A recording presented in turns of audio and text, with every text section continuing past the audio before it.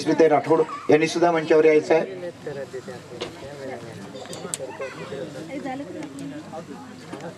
इकडे बघा. अरे त्याचा घेतला की नाही?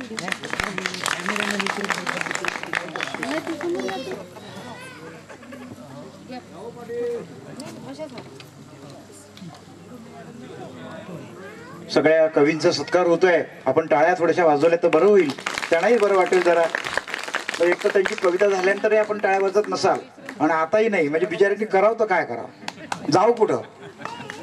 एक कवयित्री अशीच कविता म्हणून राहिली आणि ती कवितेत सांगून राहिली की बा एवढं मोठं दुःख मी आता काय करू, एवढं मोठं दुःख आता मी काय करू. मी म्हटलं आम्ही मेलो का म्हटलं, आम्ही तुझ्या पाठीशी असताना तू कशाला काय करू म्हणतो. तेव्हा विषय असा आहे की कवींना थोडा सन्मान द्यावा अशी माझी विनंती आहे. त्रिशरण कृपया समोर येतील.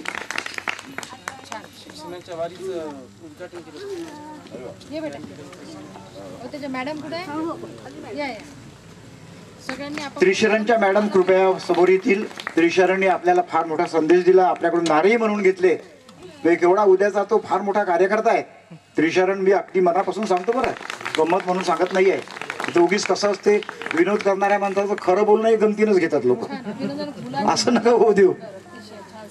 त्रिशरणला मोठं भवितव्य आहे. तो अतिशय मोठा हुशार पोरगा आहे तो.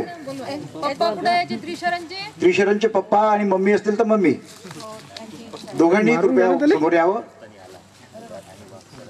वा वा बोरकर भाऊ, काय पोरगा आहे बा, मात्र मानावं लागेल तुम्हाला.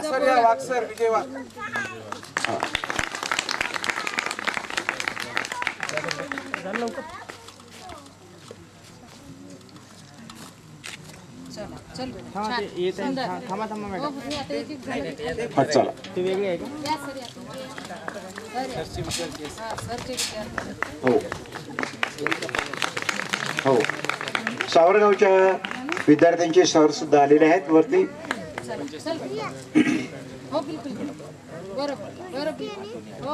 आपल्याला कवी संमेलन लवकर आटपायचं आहे.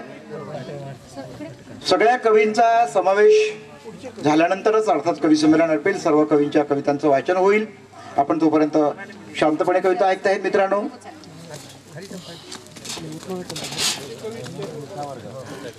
सौ कल्पना दुल्लरवार यवतमाळ, कुमारी वैशाली गावंडे दिग्रस, देवराव चव्हाण दारवा, विजय वाघ कळम यांनी कृपया